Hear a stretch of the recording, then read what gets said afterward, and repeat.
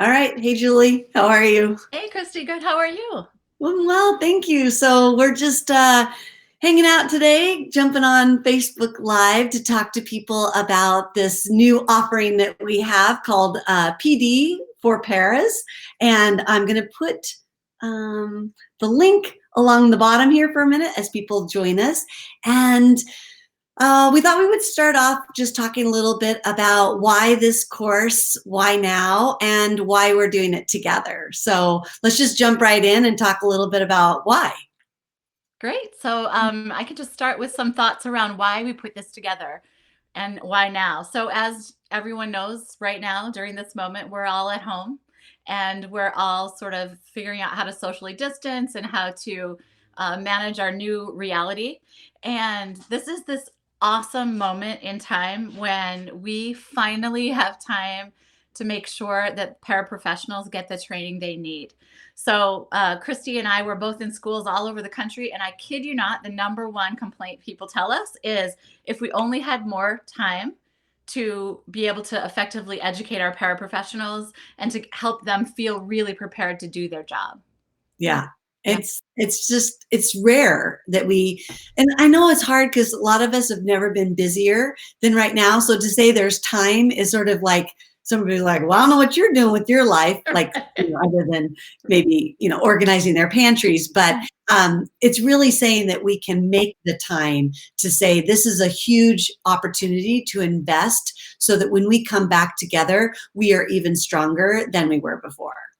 Beautiful. You're right. Some people are managing multiple, it feels like we're managing more things than ever in some ways, but the whole key is really investing and deciding this is Yeah. so important that we think it's worth it. So I've been personally interested in paraprofessionals my whole career because I feel like they are sometimes the most important supports we can put in place for students to give them really access to inclusive education. So I just think this is a moment to make sure that that stays on the front burner for us as Yeah, we I wanted back. to show your book because Okay. that's part of the why too. Uh-huh.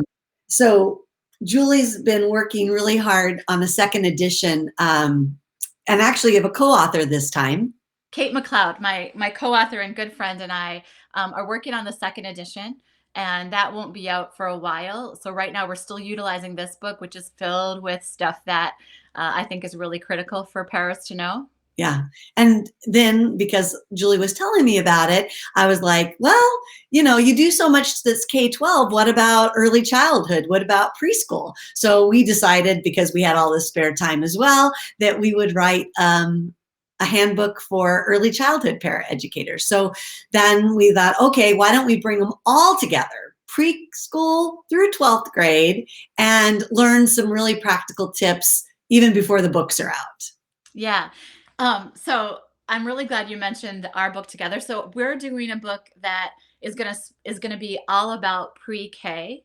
So how paraprofessionals can work in pre-K settings, making sure that it really speaks to those that are doing so that birth to 5 and beyond, birth to second grade. What are we 8. thinking? Well, it depends. Sometimes we say birth to 8. Sometimes we say pre-K 8. But yeah, Okay, pre-K 8. I'm not sure that part. That's why you're here, Kristie. And so we're making sure the book is just for you. So that's going to be really cool.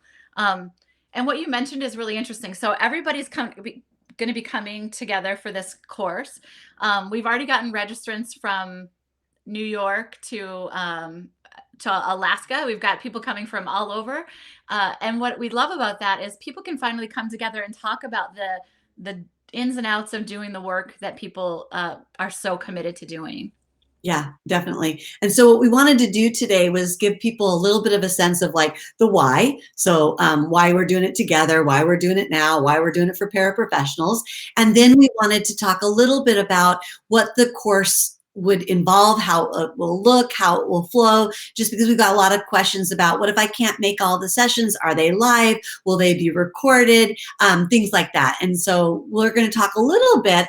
Julie, maybe we could talk about the 4 sessions, and then we'll dive deeper into the one that we can talk about the latter. So let's see if I can switch some things out here. Right. Okay.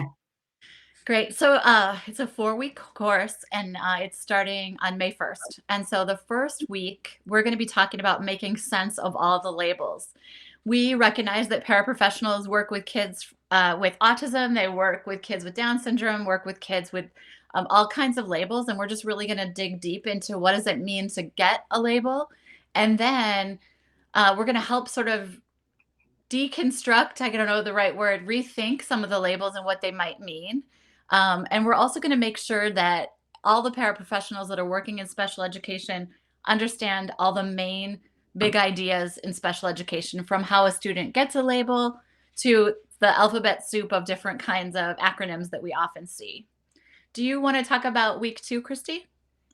Yeah, so I think what's interesting is really, being responsible for the IEP, but not actually having maybe a say in what's on the IEP. And so then you're handed this document that you're trying to, as a paraprofessional, implement or support a child or a student. And so we want to do what we're calling decoding. We really want to make it something that comes alive and feels comfortable, so that you are clear about how you can best support. And then we know that some states use an IFSP even for preschool, and that there's some different language in parts of federal law around the IEP for preschool, which is called Section 619. And so we're going to make sure that you feel really comfortable with that as well. Great. And I just want to add that we want you to be comfortable with the document in terms of how to read it and where should I even focus. I know a lot of the paraprofessionals that I work with students that are pretty challenging, meaning they have lengthy IEPs. And so we want to really help you hone in and know, what do I need to understand about the IEP and what don't I need to understand about the IEP? So that's another thinking, Julie, maybe what we could do really quickly is Miss Andrea over here is excited to see the book. So maybe we could send her a free copy of the book. Let me see if I can do this, Andrea. I'm trying to do too many things, plus the dog on my lap, in case anybody cares. So Andrea, all I need you to do is make sure that we get your email in some way. So Ashley's going to put my email in the chat, and then I'll reach out to you and get your address, or if you want an e-copy of the book. And so, there, see, we knew it was going to happen. And so we're going to make sure that you get a copy, Andrea, of the Paraprofessionals Handbook. And yeah, okay, so we should go back to the topics. Yeah, that'd be great. Okay. And so, yeah, we were just last talking about the IEP and kind of how that'll work. There's also a whole chapter in the book about the IEP and what to focus on too. The third class, though, and I'm wondering, Kristie, if you want to jump to the actual classes or if we want to jump to the ladder. Okay, now that I found the... Yeah. Okay. Well, maybe we'll go through. Let's go through all of them. The dog, and I can get the ladder. No, go to the 4 classes. I changed my. Okay. Yeah. We'll get there. All right. 4 there. Got it. Okay. Good. So week 3, we're talking about how to help students become independent, and this topic is one that we're talking about often when talking to and with paraprofessionals about. How do you provide supports that are just right? So they're not too intrusive and they're not letting kids struggle for too long. I think that balance is really a challenge. And so we have developed in the new version of the paraprofessional book something called the Ladder of Independence. And actually, even today, we're going to talk about that in a moment, about what that is and how you might use it. And then do you want to talk about week 4, Kristie? Yeah, sorry. I'm going to, Melissa had a good question about the book. So let me see if I can do this. Okay. So Melissa, you can purchase the book through Brooks Publishing. I'm going to put the coupon code up on the screen as well. You can get 20% off any Brooks Publishing book for hanging out with us on Facebook Live today. And that's the code that you'll want to use. But if you want to get the book, the Paraprofessionals Handbook for Effective Support in Inclusive Classrooms, which is the one that's available now through Brooks Publishing, you can order an ebook, or you can get a paper copy mailed to you just by going to Brooks Publishing and using ParaPD20 to save 20%. Okay, so that, I just wanted to answer that real quick, And Julie. let me just add on to Yeah, that. So thank if you. you're watching and you really want to buy the book, so you're going to go to Brooks, you're going to use that code. Um, but just think about, we're probably going to want the books by May 1st. So you might want to get the e-copy just so that we don't have to worry about shipping and things like this during this time. So those are just my thoughts.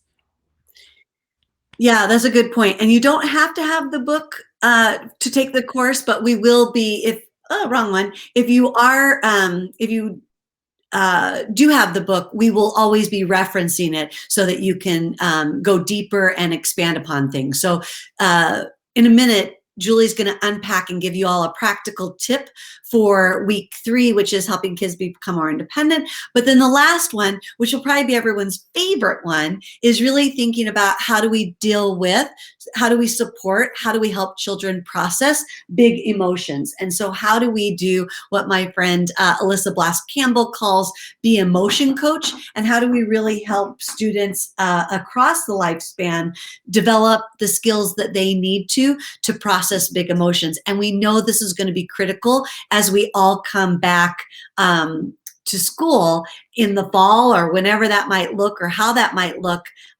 We want to be able to really be ready to support all of our learners that are dealing with these big emotions, even the adults in the building as well. So Yeah. those are the 4 sessions. They will all be live with both Julie and myself. They will all be recorded. So if you can't make one, or if your dog's bugging you while you're trying to watch one, they'll all be recorded and you can have them on demand. So anything else about that, Julie, or should we move over to ladders? I had a thought, but it'll come back to me. Okay. Sure of it. All right, let's do this. All right, so let's dive into helping students become independent. And let's give everybody a tip that they can apply right now, even if it's virtually. Yeah. So you've probably talked about fading plans in your own position. And if you haven't, it's something really interesting to think about, to talk about. And what the point of all of this is, I'm going to back way up, is to say that when a student is supported by a paraprofessional or a special education teacher, sometimes without even knowing it, we can get in the way of their independence, or we can get in the way of their ability to connect to other kids just because we're present. So an example I often use is, I'm a lovely person. I'm a 47-year-old woman though, and when I'm supporting a student in a classroom, I create a little barrier between that student and their peers because I'm not as cool as, let's just take a middle school student, for example. I'm not as cool as everyone else in the room, right? And people aren't excited to sort of hang out with me necessarily. Some are, but some aren't. And so I might be sitting there breathing my coffee breath on someone without thinking about the fact that this student needs a lot of ability to be independent. So this is a prompting ladder. And when we use the word prompts, what we're talking about is how do you coach or help or support a student to be successful? I'm going to use an example of a student that I just was helping a team with recently. So it's a student with Down syndrome who's in a middle school. And every time the bell rang for her to switch from class to class, she wouldn't get up naturally and move on. So there were a lot of things that we did first to figure out what was going on, but essentially we needed to figure out how to prompt her to keep moving. And how I like people to approach the prompting ladder is, imagine that you are afraid of heights. So what that means is you don't want to be up at the top very often or very long. You want to go back down to the bottom. So the first support would be, do we have to change anything that would be considered invisible supports or any kind of material support? So right away, we thought about, she's a reader, she likes to read. We thought about putting a cue that was a material support on her desk about what time. Well, that didn't work. Then we had to go up to the natural cue being, oh, okay, the bell rang, it's time to go. Have a great weekend, everybody, or whatever, when the teacher excused them. That didn't work for her. Then we had to move up to wait time just being like, let's give her a minute to sort of pull herself together, all the way up. At the first time we did it, we had to get all the way to an indirect verbal prompt that you can see up the ladder, which is like, hey, where's everybody going? We had to ask her something like, where do you suppose everybody's headed? And she said, oh, it's time to go. And she got up and left. And then what I asked the paraprofessional to do was jot down that we had to get to an indirect verbal prompt in order for her to be successful, right? And so the next day, we go again and we start all the way from the bottom and go up only as far as necessary and then go back down. This helps us both stay least intrusive. So you see the yellow letters there. So the most intrusive to least intrusive. You want to start at the bottom, go up, and then go down as quickly as you can. And every day, we want to be thinking about what are the least intrusive supports that we can be providing to folks. And this prompting ladder is going to be in the next paraprofessional handbook with Kate McLeod and I, and we're just really excited to sort of unveil this. In fact, there's even time if we need to make changes to it. So if people have thoughts that they want to share with me about the ladder and how it could be improved, I would really be excited about that. Yeah, so I think hopefully people can look at that and go, oh, that's a really practical strategy that we can apply no matter what my role is. And so one of the things that we're hoping is that as you participate, for any of you who are paraprofessionals and you participate in this event, is that you'll be able to then take these strategies and take them back to your team, back to the classroom teacher or back to a therapist or your building principal, and then have conversations with each other about what does this look like? How are we all working on the ladder so that the student gets really consistent levels of assistance versus one day somebody's full on and the next day we're like, wait for it. So it's really getting on the same page, but the mindset is that we want the child to be as independent as possible. Yeah, I just want to, people are commenting the ladder's such a great visual. Thanks. We're glad to hear that. People have had all kinds of visuals for support. And I just thought, how do we make sure people know to return back down all the time? Because sometimes people think, yep, I'm at hand over hand assistance. And they almost see that as like a stopping place. Mm-hmm. Like I'm at hand over hand assistance on Monday, then I stay there on Tuesday and Wednesday. And our goal is no. If you're on hand over hand assistance on Monday, on Tuesday, how do we go back?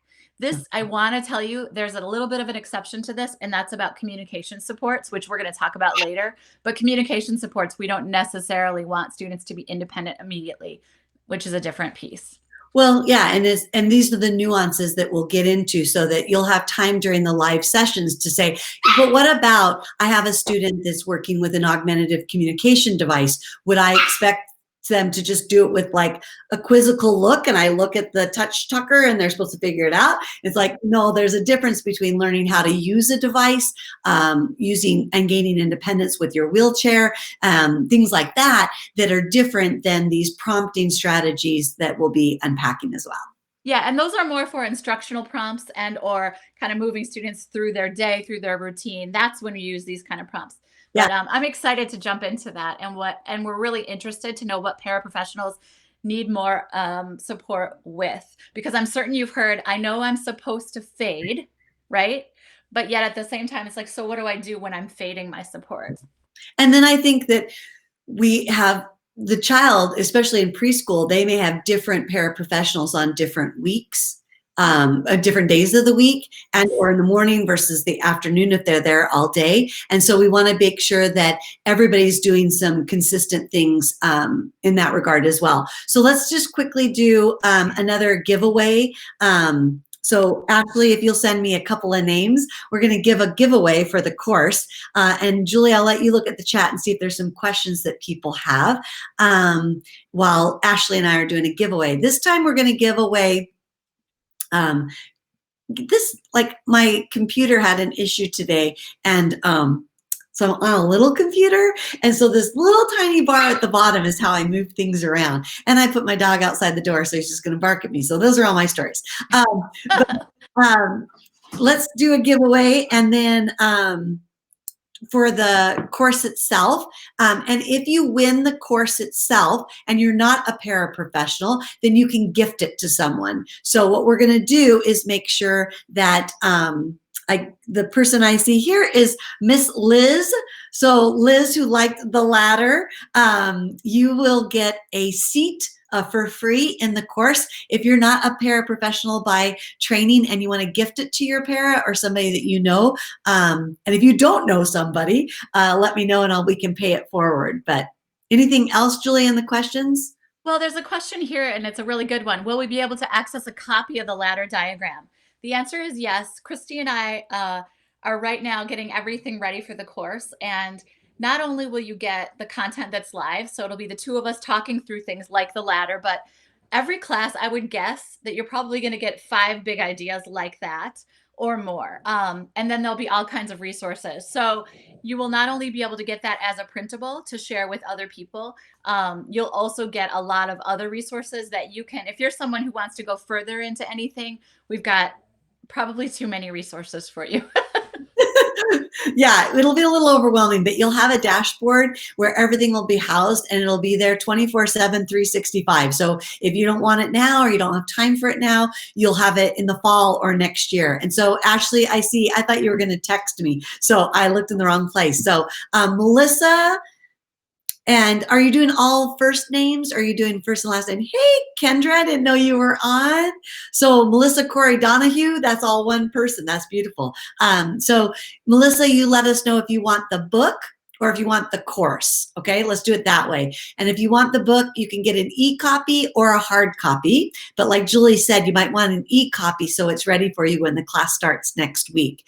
And so Ashley's got my email in the chat. You just email me and say, I'm Melissa, I won, and this is what I want. And so Miss Kendra, you let me know what you would like as well. Do you want the course or do you want the book? And then everybody can get the book, either electronic or hard copy with the discount code from our friends at Brooks Publishing. So I put that back on the screen as well.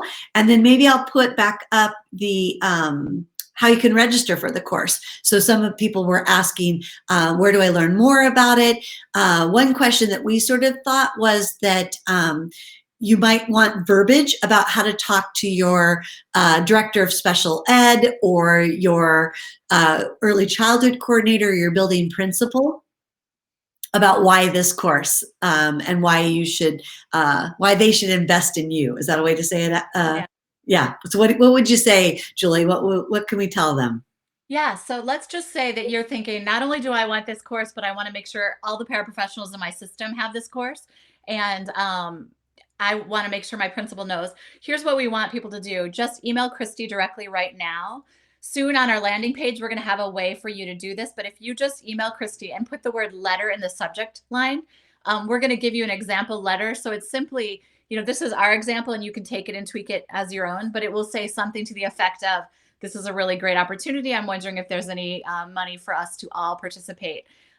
Most of the people that have signed up through special ed directors, principals, superintendents. Someone asked, is this the first class? Nope, this isn't the first class. This is just us talking about the first class. So talking about all 4 classes. So they're going to look a little different, but they're going to be live like this, and you're going to get a lot of supports from us. And I would say too, when you ask me for that letter, it'll also talk about how this is in align with your district's mission to become more inclusive and the role that you play in that mission and in that goal. Most states in early childhood are part of their state improvement plan is to increase the amount of time preschoolers on IEP spend in inclusive environments or in inclusive specially designed instruction settings. So we want to show that you're in line with your state's mission, if you're here in the United States, your providence, if you're in Canada and so forth, and then sort of how this is in line with your own professional goals for the year and how this will make you more confident and more competent. Some of you might be going back to school to get a CDA or your undergraduate degree, and so there'll be a certificate of attendance, but this will also give you a kind of a leg in or a leg up, I guess, in of understanding what special education is about, what early childhood special ed is about, and maybe give you the confidence to go back to school or to finish that degree that you started. Oh, great. Okay, so let's see if we have any other questions and if we have any other giveaways. I think, Julie, we covered it. Let's maybe recap for anybody that came on a little bit later. I'm going to put this up and just maybe do the high level of the 4 sessions. They're live, recorded, that sort of thing. Yep. So really quickly, we've got week 1, making sense of all labels, which is just any student who has an IEP or an IFSP. We've got a really have a bigger understanding of what does that label mean, and then also what doesn't that label mean. Then we're going to jump in on week 2 to how do you read an IEP? How do you decode an IEP? What do you need to focus on? What's your role as a paraprofessional? Week 3 is all about how do we help our students become independent. And I want to reiterate, whether you're an early childhood paraprofessional or you work in a high school, we're going to make sure to have a range of examples so you can see how all of these things really apply to you, no matter the age and stage of the students you support. And the last one is dealing with big emotions. Many of us are becoming even more experts as we work with our own children in our homes during COVID-19 around big emotions. And notice what we didn't say here is dealing with challenging behavior, because no matter if you're 11 or 21 or 3, most human beings show behavior, and it's because they're telling us they've got big emotions that are going on. I can even think personally of myself through this COVID-19 time. There's been a lot of big emotions, and it looks like a lot of different kinds of behavior. And we're going to help you support students during those times that sometimes feel like or look like crises in your own school setting, and how to best support. Yeah, and all of this is based upon, or the inspiration came from Julie's book, The Paraprofessionals Handbook for Effective Support in Inclusive Classrooms, which our friends at Brooks Publishing are helping us give a few away today. And then we said, okay, how do we really do this from a pre-K through 12th? And so Jessica, I see your question. She says, will there be any information to help one-on-one paraprofessionals to modify assignments? So this is good in 2 ways, your question. I'm going to answer it a little bit and then let Julie as well. And there's resources in the book that can get people started, and we will make sure that you can get a copy of that. We'll give another giveaway here in just a minute. But to answer your question, Jessica, the idea is that if you're a one-on-one, if you are a teaching assistant or a paraprofessional, we come by different names. Perhaps maybe your role is broad or it's narrow, meaning that you're there to support the whole classroom, or you're there to support a certain student, either during the time that you're doing inclusion or throughout the whole day. So definitely we will be talking about how to make modifications, adaptations, not just the instructional supports that Julie talked about in the ladder, but really thinking about how do we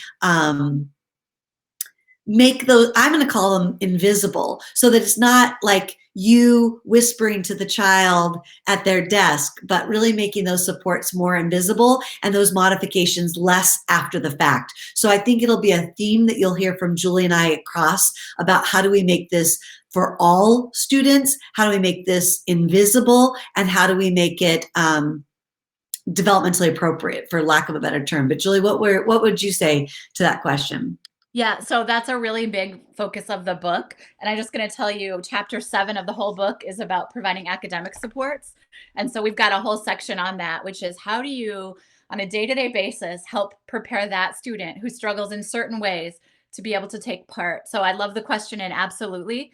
We would also love it if, as we're designing the course, if people have hopes and wishes for the course, you could put them in the chat boxes, because that'll really help us know what you're hoping would be in the course. Someone asked, is this perfect for someone in high school, supporting students? I thought you were saying Head Start.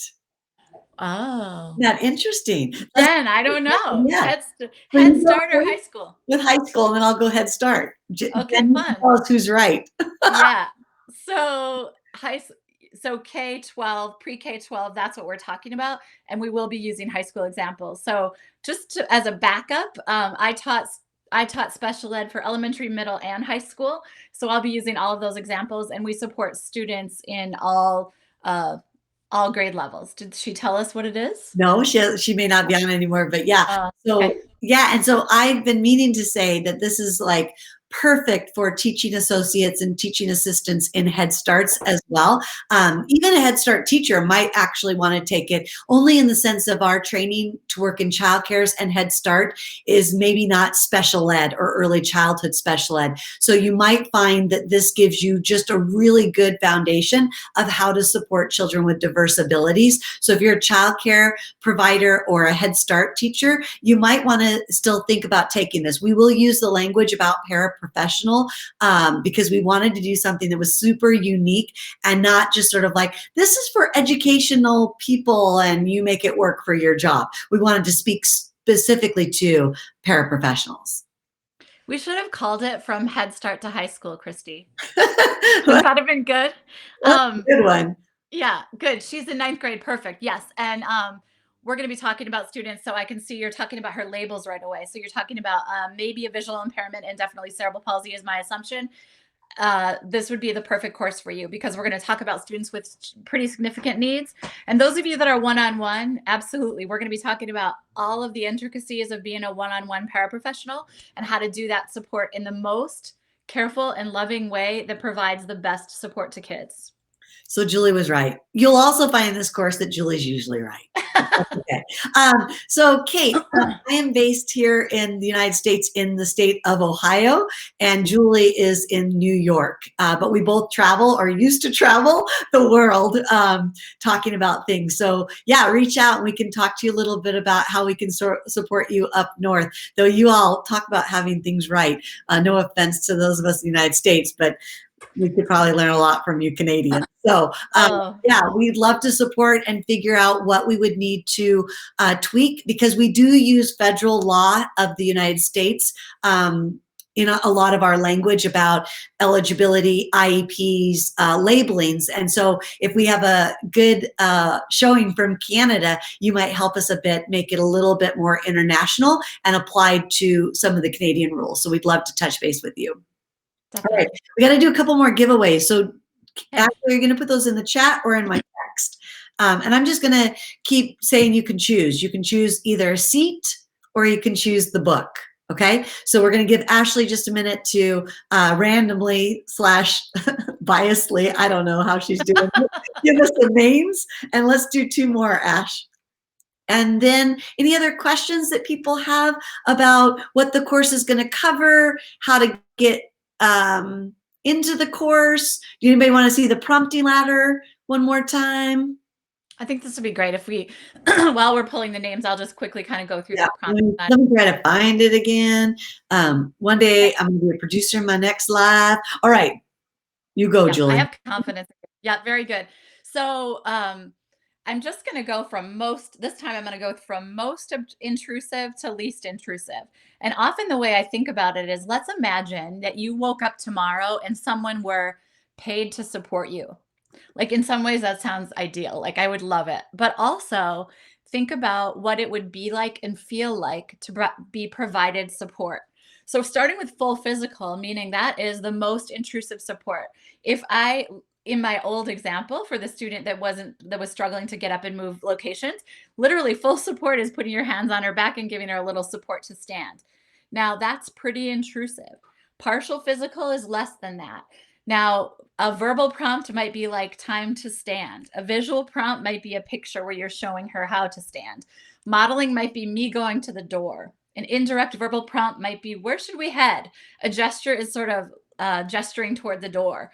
Wait time is literally that. A natural cue is, what is everyone else expecting? And then an invisible or material support might be something that nobody else knows about, but it's a support that the student is accessing to be successful.